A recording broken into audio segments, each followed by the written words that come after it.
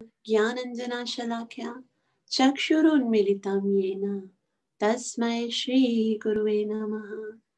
श्रीचैतन्यमनोभीष्टं स्थापितं येन भूतले स्वयं रूपः कदा मह्यं ददाति स्वपदान्तिकं। वन्देऽहं श्रीगुरुः श्रीयुतापदकमलं श्रीगुरुन् वैष्णवांश्च। श्रीरूपं साग्रजातं सहगण रघुनाथान् वितं तं सजीवं साद्वैतं सावधूतं परिजनं सहितं कृष्ण चैतन्य देवं श्रीराधा कृष्णपादान् सहगण ललिता श्रीविशाखान्वितांश्च। हे कृष्ण करुणा सिंधु दीनबंधु जगतपते गोपेश गोपिका कांता राधा कांत नमोस्तुते। तप्त कांचन गौरंगे राधे वृंदावनेश्वरी वृषभानुसुत देवी प्रणमामि हरिप्रिये। वाञ्छाकल्पतरुभ्यश्च कृपा सिन्धुभ्यैव च पतितनां पावनेभ्यो वैष्णवेभ्यो नमो नमः। श्रीकृष्ण चैतन्य प्रभु नित्यानंद श्री अद्वैत गदाधर श्रीवासदि गौर भक्तवृंद। हरे कृष्ण कृष्ण कृष्ण हरे हरे हरे राम राम राम हरे हरे। श्रील प्रभुपाद की जय। उपदेश अमृत जो कि हम भक्ति जीवन में आगे बढ़ने वालों के लिए अमृत के समान है। इसके जो 11 श्लोक हैं वो हमें भक्ति जीवन में किस प्रकार से अग्रसर होना है और किस तरह से हम अपनी भक्ति में प्रगति कर सकते हैं, वो कौन से कारण हैं जिसके कारण हम भक्ति में नीचे गिर जाते हैं, और इन सब के विषय में बहुत ही सुंदर टीका है इन 11 श्लोकों में, जिसमें हमने कल जो है पहला श्लोक समाप्त किया, जिसके अंदर 6 जो वेग हैं उनके विषय में बताया गया था कि 6 वेग जब तक हम उन पर कंट्रोल नहीं कर सकते तब तक हम शिष्य नहीं बना सकते, मतलब किसी को शिक्षा देने के योग्य नहीं है। तो ये बहुत ही सुंदर रीति से कि किस तरह से हम इन 6 वेगों पर कंट्रोल कर सकते हैं। वाचो वेगम, मनस क्रोध वेगम, जिह्वा वेगम, उदरोपस्थ वेगम। तो इनके विषय में पढ़ा। आज रूप गोस्वामी श्लोक नंबर 2 में हमको 6 यम बताएंगे। यम का मतलब होता है वो कार्य जो हमको नहीं करने हैं। अगर हम भक्ति में अपनी भक्ति को विनाश नहीं करना चाहते, भक्ति प्राप्त होना कोई मुश्किल कार्य नहीं है। कोई भी जो है ना भक्ति के अंदर एंटर हो जाता है, ठीक है ना, नाम जप कर लेता। हम कभी नए नए लोगों में जाते हैं, किसी को पकड़ा देते हैं, भाई आपको नाम जप करना है, आपको भगवान श्री कृष्ण को भोग लगाना है। तो भक्ति के अंदर इंटर होना मुश्किल नहीं है, लेकिन उस भक्ति को कंटिन्यू करना मुश्किल है। किस तरह से हम अपनी साधना को कंटिन्यू करें, ये बहुत आवश्यक है कि वो कौन सी चीजें हैं जिनके कारण हमारी भक्ति जो है उसका विनाश हो जाता है। तो उन 6 चीजों पर आज हम यहाँ पर चर्चा करेंगे। श्लोक नंबर 2 हम पढ़ने का प्रयास करेंगे। बहुत ही महत्वपूर्ण श्लोक है और बिल्कुल प्रैक्टिकल है कि हमको अपने भक्ति जीवन में इन 6 कार्यों से बिल्कुल अच्छे तरीके, इनमें से एक भी ऐसा नहीं होना चाहिए जो कि हम करें, क्योंकि एक कार्य भी हमारी भक्ति का नाश कर सकता है। तो कौन कौन से हैं? श्रील रूप गोस्वामी बताते हैं, अत्याहारः प्रयासश्च प्रजल्पो नियमाग्रहः जनसंगश्च लौल्यं च षड्भिर्भक्ति विनश्यति। अत्याहारः प्रयासश्च प्रजल्पो नियमाग्रहः जनसंगश्च लौल्यं च षड्भिर्भक्ति विनश्यति। अत्याहारः प्रयासश्च प्रजल्पो नियमाग्रहः जनसङ्गश्च लौल्यं च षड्भिर्भक्ति विनश्यति अत्याहारः प्रयासश्च प्रजल्पो नियमाग्रहः जनसङ्गश्च लौल्यं च षड्भिर्भक्ति विनश्यति।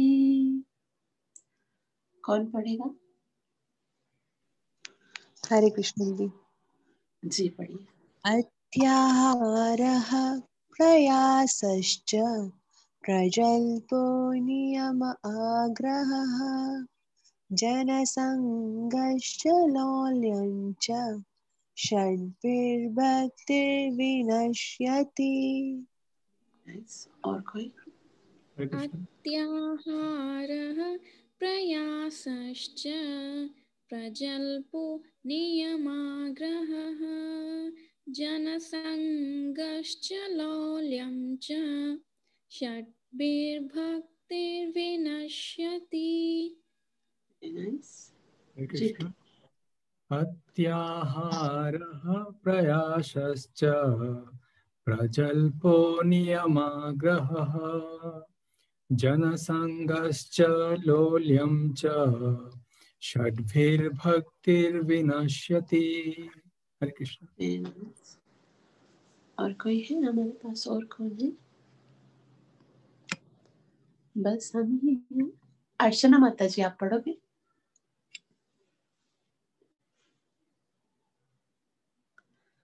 वेल हरे कृष्ण माता, बुक नहीं है। अच्छा आपके पास बुक नहीं है क्या? वहाँ आपके वहाँ पर बुक नहीं मिलती है? मिलती है पर अभी मंदिर जाना नहीं हुआ है माता, कोविड में तो मैंने ली नहीं है, तो मैं सुनने का ही और आपको ये वाले श्लोक जो है ना वो ऑनलाइन भी मिलेंगे है ना प्रकाश प्रभु? तो वो हम देख सकते हैं ऑनलाइन भी आपको। ठीक है ठीक है। क्योंकि श्लोक हमारे पास होते हैं ना, उनको हम पढ़ते हैं ना तो उससे बहुत प्रभाव पड़ता है, और जब हम खुद रीड कर रहे होते हैं तो वो अच्छे से समझ में आता है। ठीक है, तो प्रयास कीजिएगा, उसको सर्च कर लीजिएगा गूगल वेदाबेस में या गूगल में, आपको उपदेश अमृत मिल जाएगा। अभी हम इसको समझने का प्रयास कर रहे हैं। पहला शब्द है अत्याहारः।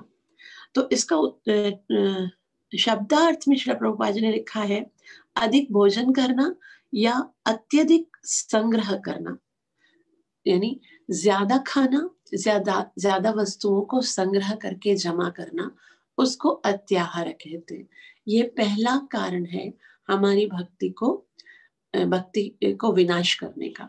अत्याहार का मतलब भक्ति विनोद ठाकुर ये भी बताते हैं कि वो व्यक्ति जो केवल अपनी इंद्रियों को संतुष्ट करने के लिए खाता है, भले वो लिमिटेड भी खाता है, लेकिन उसके मन में ये है कि क्योंकि मैं मनुष्य हूँ या मैं प्राणी हूँ, मुझे ये सब चीजें को यूज करना है। अपनी जरूरत की चीजों को भी यदि कोई व्यक्ति केवल अपने शरीर की तृप्ति के लिए करता है तो वो अत्याहार में हो जाता है। तो क्या करना चाहिए? जाहिर सी बात है, भगवान ने शरीर दिया है, उसको हमें सही रखना है, स्वस्थ रखना है, तभी तो हम सेवा करेंगे। तो यही सोच कर करना है कि क्योंकि भगवान ने हमें ये शरीर दिया है, और ये शरीर क्या है? ये शरीर एक ऐसा साधन है जिसके द्वारा मैं भगवान को प्राप्त कर सकता हूँ। इसलिए इस शरीर के लिए मुझे जो भी करना है, मैं यही सोचकर करूं यदि कि मैं भगवान की प्राप्ति के लिए मुझे जाहिर सी बात है स्वस्थ भी रहना है, और एक अच्छा घर चाहिए जहाँ पे मैं कंफर्ट होकर साधना कर सकूं। एक ऐसा कंफर्ट लाइफस्टाइल चाहिए जहाँ पर हम सब मिलकर सेवा कर सकें। मतलब इस भाव से यदि आप ग्रहण करते हो वस्तुओं को तो वो अत्याहार नहीं है। बाकी यदि कृष्ण को सेंटर में निकाल दिया जाए, उद्देश्य छोड़ के आप जो कुछ भी कर रहे हो वो सब अत्याहार में आता है। आगे प्रयासस्य, प्रयास इसका मतलब होता है, प्रयास का करने का मतलब होता है अत्यधिक परिश्रम या उद्यम। तो कभी कभी लोग ऐसे होते हैं जो कि साधारण सी वस्तु प्राप्त करने के लिए बहुत समय देते हैं। वास्तव में समय बहुत ही कीमती है। ऐसा कहा जाता है कि एक बार समय हमारे हाथ से निकल जाता है तो कुछ भी देकर वापस प्राप्त नहीं होता। तो जो चीजें आपके भाग्य में है ना, वो कम मेहनत करके ही आपको मिल जाएंगी। उनके लिए सारा समय, लोगों से हम कहते हैं ना, भाई आप भगवान का नाम लीजिए, आप गीता पढ़िए, आप भगवान की सेवा करिए। बोले हमारा लाइफ इतना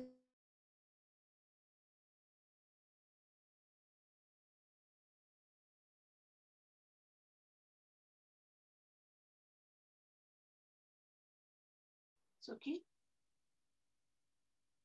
जी ओके। आवाज आ रही? Yes yes. मुझे नहीं। यस। तो इसका मतलब यहाँ पर श्री प्रभुपाद जी कहते हैं अत्यधिक प्रयास, यानी कि कोई भी भौतिक वस्तुओं के लिए यदि हम प्राप्ति के लिए बहुत ज्यादा प्रयास करते हैं तो भक्ति के लिए हमें पास समय नहीं मिलता है। और दूसरा है प्रयास प्रजल्पो।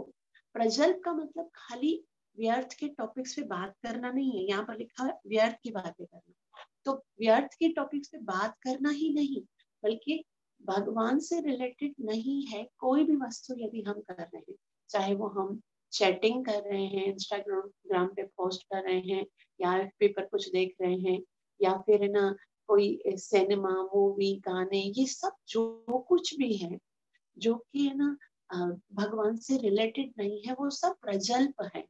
और इससे हमारी हमें बहुत सावधान रहना होता है हमारी दिनचर्या में हम क्या कर रहे हैं। क्योंकि यदि ये वस्तुएं हमारे जीवन में, क्योंकि माया बहुत स्ट्रांग है ना, तो हम ऐसे खोलते हैं कि भाई मैं थोड़ी देर देख रहा हूँ, और ऐसे करते करते हमारा 1 घंटा निकल जाता है और हमको लगता है यार 1 घंटा गुजर गया, इतनी देर में तो मेरी 6-7 माला हो जाती है ना। फिर बाद में रियलाइज होता है। तो ये सब प्रजल्प में बहुत समय वेस्ट होता है, इसलिए ये करने से हमारी भक्ति। और नियम आग्रह, नियम का मतलब होता है विधि विधान, आग्रह का मतलब होता है अत्यधिक आसक्त। यानी कुछ लोग होते हैं जो भौतिक वस्तुओं को प्राप्त करने के लिए नियम का पालन करते हैं, भक्ति करते हैं, देवी देवताओं की पूजा करते हैं, लेकिन वो नियम को बहुत ज्यादा आसक्त होते हैं कि ये करना है, ये नहीं करना है। लेकिन वो भगवत प्राप्ति के लिए नहीं करते हैं, बल्कि अपनी इंद्र तृप्ति के लिए करते हैं।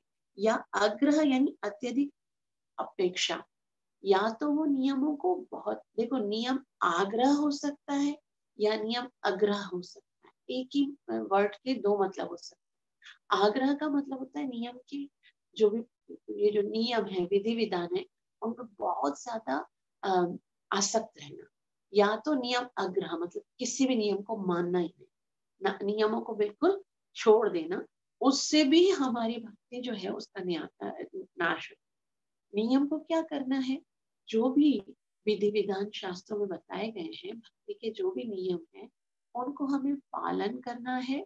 लेकिन ये याद रखना है कि इनको हम पालन कर रहे हैं भगवान की प्रसन्नता के लिए। नियम आग्रह जन संगस्य, यानी सांसारिक प्रवृत्ति वाले व्यक्तियों की संगति, ये बहुत ज्यादा दूषित कर देती है। जो संसारी लोग होते हैं, क्योंकि उनको संसारी चीजें ही आनंद देती हैं, तो हम जब उनका संग करेंगे ना, तो हमको यही बताएंगे कि भाई खाली सारा दिन भक्ति से क्या होगा, हमको ये भी करना है, अब संसार में आए तो ये भी है, ये भी है। तो फिर हमारी जो भक्ति के प्रति रुचि है, मुश्किल से मर मर के तो हम भक्ति में आगे बढ़ने का प्रयास करते हैं। और उसके बाद भी क्या होता है कि ये जो संसारी लोगों की संगति जो है वो हमें भक्ति से दूर कर देती है। इसलिए कोशिश करना चाहिए, ऐसे व्यक्तियों का संग ढूंढना चाहिए कि जो कि स्वयं भी।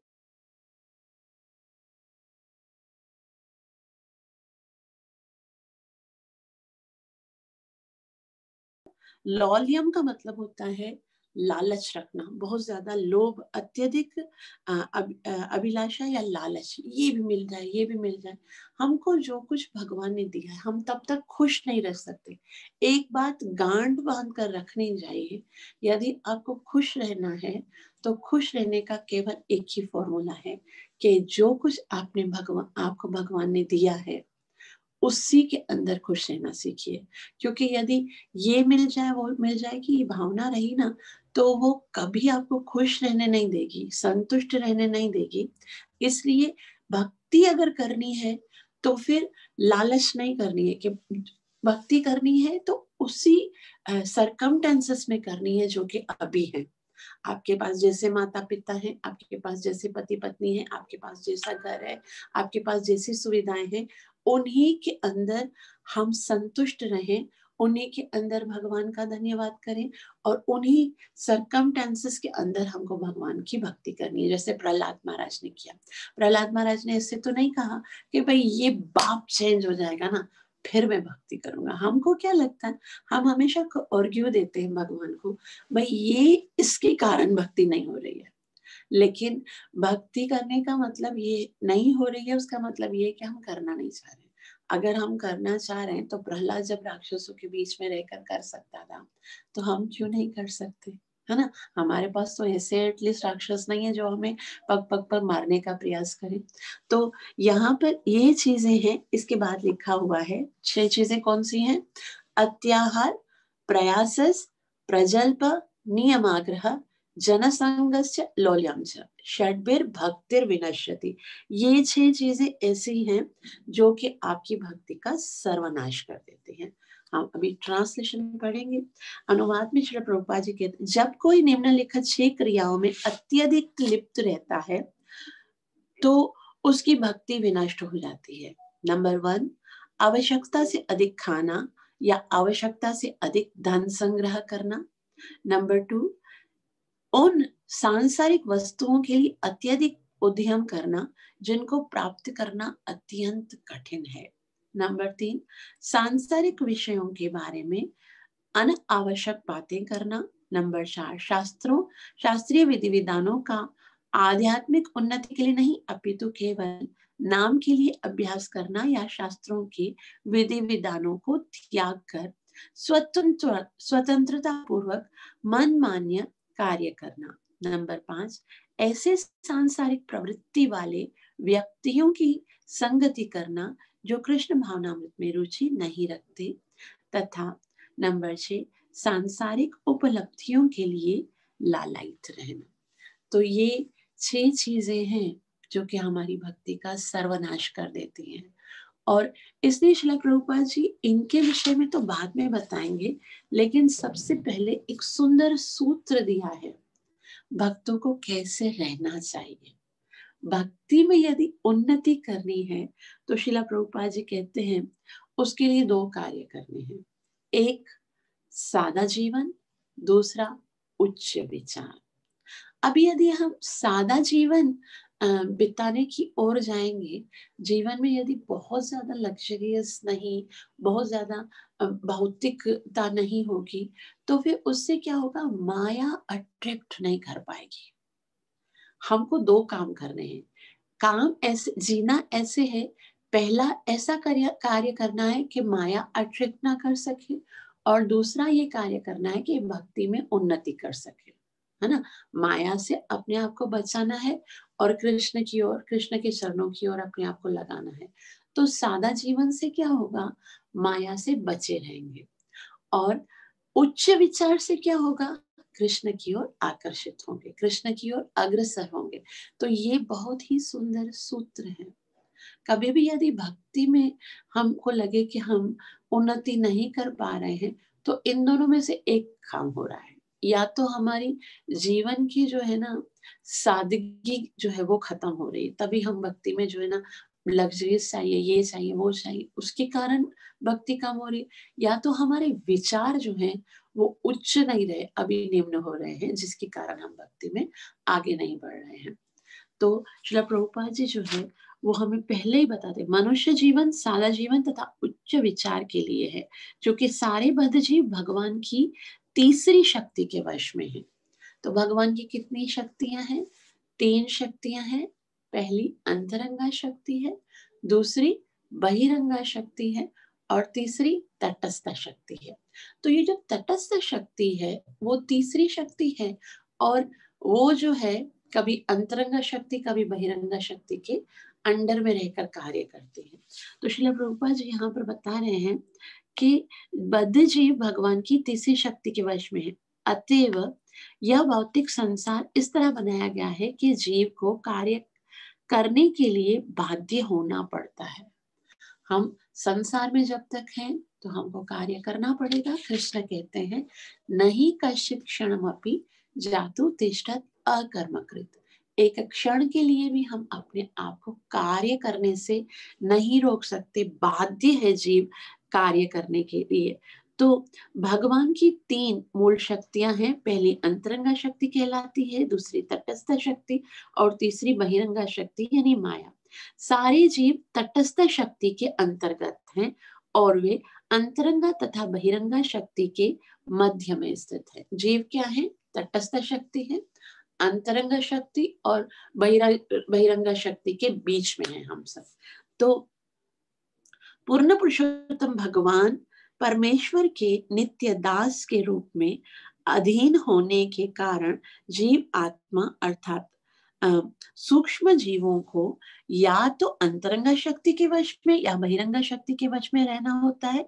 जब वे अंतरंग शक्ति के वश में होते हैं तब वे अपनी प्राकृतिक वैधानिक सक्रियता प्रदर्शित करते हैं, अर्थात भगवान की भक्ति सेवा में निरंतर व्यवस्थता प्रदर्शित करते हैं। इससे भगवत गीता 9.13 में बताया गया है।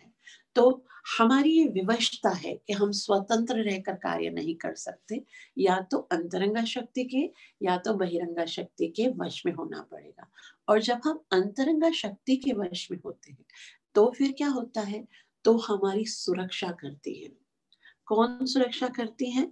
भगवान कहते हैं मेरी दैवी प्रकृति जो है वो आपकी सुरक्षा करती है। दैवी शक्ति कौन है? श्रीमती राधा रानी, ये श्री लक्ष्मी जी।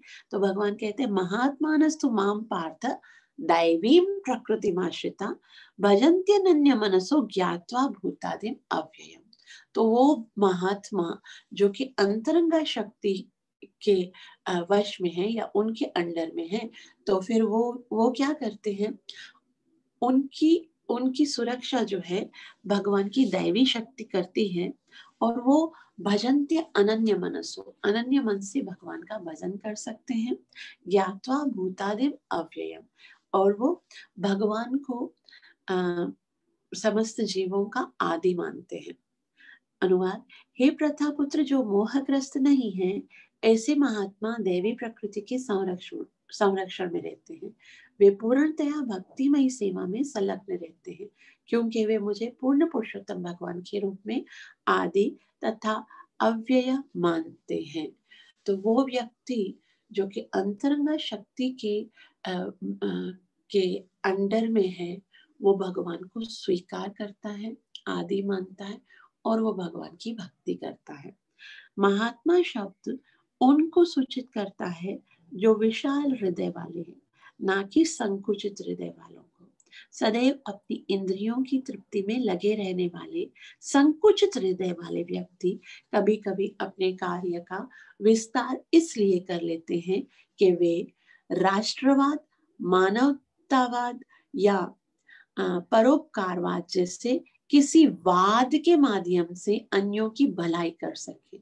वे अन्यों की इंद्रिय तृप्ति के लिए अपनी खुद की इंद्रिय तृप्ति का परित्याग करते हैं, जैसा कि अपने परिवार, जाति या समाज के सदस्यों के लिए, और वह भी राष्ट्रीय या तो अंतरराष्ट्रीय स्तर पर। तो यहाँ श्रील प्रभुपाद जी बोलते हैं चाहे आप अपनी इंद्रिय तृप्ति को छोड़ भी देते हो, अगर कोई व्यक्ति अपनी इंद्रिय तृप्ति के लिए कार्य नहीं करता है, अपने परिवार वालों की, अपने बच्चों की, अपने राष्ट्र की, अपनी जाति, अपने मोहल्ले, अपने संबंधियों के यदि उनके परोपकार के कार्य भी यदि करता है, तो यहाँ श्रील प्रभुपाद जी कहते हैं जैसा कि अपने परिवार, जाति, सदस्यों के लिए और वह जाति अंतरराष्ट्रीय, वास्तव में यह सब विस्तीर्ण इंद्रिय तृप्ति है। ये कितनी बड़ी बात है कि हम अगर खाली, हम तो इंद्रिय तृप्ति इसको समझते ना कि मुझे आनंद मिलना चाहिए, लेकिन अगर हम अपनी आनंद का परित्याग भी करते हैं, लेकिन यदि भगवान की भक्ति में खुद को नहीं लगाते या दूसरों को, केवल सोशल वर्क भी, श्रील प्रभुपाद जी बोलते हैं अगर समाज सेवा भी हो रही है तो भी क्या है, विस्तीर्ण इंद्रिय तृप्ति है कहीं ना कहीं से। देखो इंद्रिय तृप्ति दो तरह से होती है। जैसे मैं आपको कुछ बोलती हूँ कि आप ये खाइए, तो या तो आप खाकर इंद्रिय तृप्ति करोगे या तो आप नहीं खाकर करोगे। नहीं खाकर मतलब कि मुझे नहीं खाना है, मुझे मजा तब आएगा जब मैं नहीं खाऊंगा।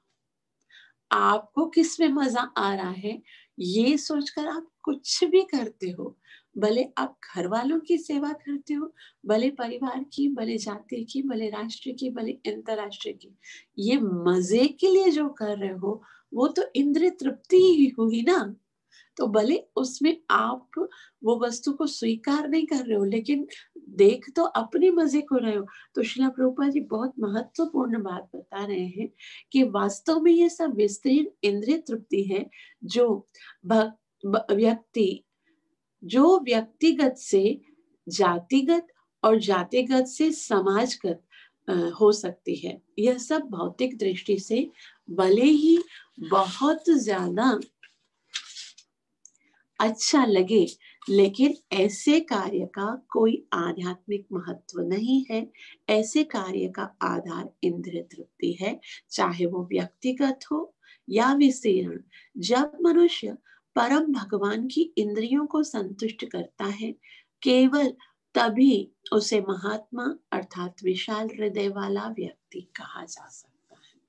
तो महात्मा केवल भगवत भक्ति से बना जा सकता है। आजकल हम देखते हैं बहुत सारे लोग सोशल वर्क्स के काम करते हैं और हम बोलते हैं ये महात्मा है, वो महात्मा है, लेकिन वास्तव में भगवान ने कहा, ये श्रील प्रभुपाद जी की बात नहीं है, भगवान ने कहा है महात्मानस तो माम पार्थ दैवीं प्रकृति माश्रिता। और वो करता क्या है, भजन्त्य ननन्य मनसो ज्ञात्वा भूतादिम अव्ययम।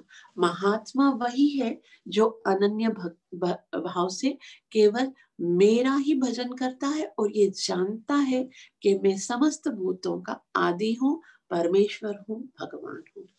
तो मुझे लगता है बहुत लेट हो रहा है सबको, यहाँ पर हम समाप्त करते हैं। कल हम इसी चर्चा को आगे लेके जाएंगे। अब तक हमने जो पढ़ा है, यदि उसमें से किसी को कुछ पूछना है या श्लोक के विषय में तो पूछ सकते हैं। हरे कृष्ण दीदी। जैसे श्रील प्रभुपाद ने कहा सिंपल लिविंग हाई थिंकिंग, तो दीदी हाई थिंकिंग क्या, किसको कहते हैं? यही तो बता रहे हैं कि देखो भौतिक जगत के लिए कुछ भी करने के लिए आप सोच रहे हो, ये यही टॉपिक अभी तक श्रील प्रभुपाद जी ने शुरू किया ना, इसी पे बात कर रहे हैं। अभी जो भी ये जो पहली लाइन है ना, सिंपल लिविंग, मतलब मनुष्य का जीवन, सादा जीवन उच्च विचार के उद्देश्य के लिए है। उच्च विचार सिर्फ और सिर्फ भगवत प्राप्ति है। बाकी ये जो भौतिक जगत में हम चाहे राष्ट्र की सेवा कर रहे हैं, घर वालों की सेवा कर रहे हैं, इसकी सेवा कर रहे हैं, उसमें यदि केंद्र बिंदु कृष्ण नहीं है तो वो उच्च विचार नहीं है। श्रील प्रभुपाद जी बोलते हैं इंद्रिय तृप्ति है। ये क्लियर है ना, यहाँ तक तो क्लियर है ना? ठीक है। और दीदी एक और भी प्रश्न है आज के हवाले से। दीदी जैसे यहाँ पे बताया गया है जो भक्ति करते हैं वो दैवी प्रकृति के संरक्षण में होते हैं, इनके श्रीमती राधा रानी। लेकिन भगवत गीता में भगवान ने दैवी प्रकृति उसको भी तो बताया ना जो 3 गुणों वाली होती है। हाँ, वो तो हमें कृष्ण से वियोग कराती है। भगवान ने कहा है दैवी ह्येषा गुणमयी मम माया दुरत्या। तो भगवान की दोनों, अब क्योंकि दैवी का मतलब ये होता है कि भगवान से जुड़ी हुई है, तो दोनों है मम माया। एक तो मम माया दुरत्यया है, यानी जो योग माया है, और जो सॉरी महामाया है, और जो योग माया है वो भगवान से मिलाने वाले। तो ये जो है ना चैप्टर नंबर 9 का 13 जो है, वो जब आ रहा है ना, जैसे 11 में भगवान बताएंगे कि जो मूढ़ होते हैं वो तो मुझे स्वीकार नहीं करते, फिर वापस भगवान बताए मोग आशा मोग कर्माणु। तो वो पहले से उसकी बात होगी, क्योंकि संदर्भ में भी हम देखेंगे ना, तो 13 में भगवान ये बताएंगे वो मेरी दैवी प्रकृति यानी योग माया के अंडर में होते हैं। तो यहाँ से ये भगवान इस तरह से बता रहे हैं। तो भगवान जब बता रहे होते हैं तो एक दूसरे से कॉन्ट्रैक्ट मिल रहा होता है, क्योंकि वो जो है ना वो डिस्कशन हो रही है ना। अभी जैसे मैं आपसे बात कर रही हूँ, जैसे भगवान चैप्टर नंबर 2 में बोलते हैं कि भौतिक शरीर कुछ नहीं है, भौतिक शरीर तो है ना नाश हो जाएगा, लेकिन आत्मा नाश नहीं होती। और आगे भगवान आके बोलेंगे कि भाई है ना आपको ये कार्य अगर आप भगवान की भक्ति करोगे तो भगवान आपका योगक्षेमम आपको प्रदान करेंगे। तो भौतिक शरीर के लिए थोड़ी प्रदान करेंगे, भगवान तो डिस्कस कर रहे हैं, आत्मा की बात हो रही है, तो आत्मा के लिए बात करें। तो ये जो डिस्कशन चल रही है ना, उससे पता चलेगा कि भगवान योग माया की बात कर रहे हैं या महामाया की बात कर रहे हैं। और यहाँ पर तो साफ साफ लिखा है ना कि जो महामाया की अंडर में होगे वो तो भगवान को स्वीकार ही नहीं करेंगे। 9.11 क्या है, मूढ़ा जो होते जब मैं मनुष्य मानुष्यम तनु आश्रितम, वो मुझे स्वीकार ही नहीं करते हैं, है ना। मानुष्यम तनु आश्रितम अवजानन्ति माम मूढ़ा मानुष्यम तनु, वो मुझे स्वीकार नहीं करते हैं, वो मुझे मेरी भक्ति नहीं करते। और फिर अभी यहाँ पर क्या लिखा हुआ है कि जो दैवी प्रकृति में होते हैं वो भजन्त्य नन मनसो, वो मेरी भक्ति करते हैं, अर्थात योग माया की बात हो रही है ना कि वो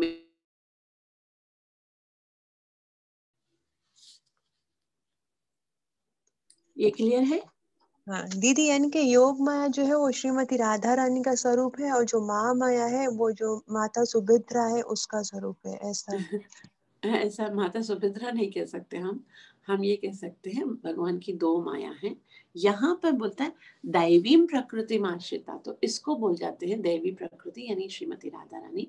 लेकिन जो महामाया है वो एक भगवान की जो ये माया है, माया शक्ति है, वो भी भगवान की ही है, दिव्य है। लेकिन भगवान बोलते हैं इसको पार करना बहुत कठिन है, इसको पार करने के लिए आपको मेरी जो दैवी शक्ति है मेरी शरण में आना पड़ेगा, अर्थात दैवी शक्ति के अंदर आकर मेरा भजन करना होगा।